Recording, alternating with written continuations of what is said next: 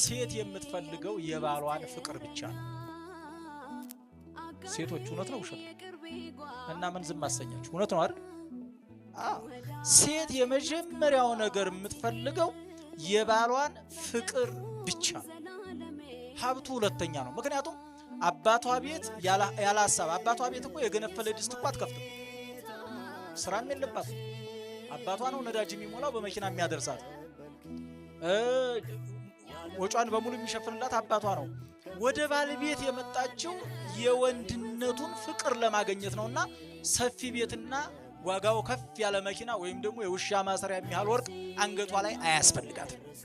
እሱ ተጨማሪ ነው። መጀመሪያ ለሴቶቻችን የምንሰጣቸው ፍጹም ፍቅራችን ነው ማለት ነው። ስለዚህ ባለ መሆን መዘጋጀት ማለት ለሚስቱ የሚገባትን ነገር ለማድረግ መዘጋጀት አለበት ከማግባቱ በፊት ማለት ነው። አንዳንድ ጊዜ እንደው ኮተታ ኮተት ተሸክሞ የሚያገባ ሰው አለ። ያክስቱን ኮተት፣ ያጎቱን ኮተት፣ ያባቱን ኮተት፣ የእናቱን ኮተት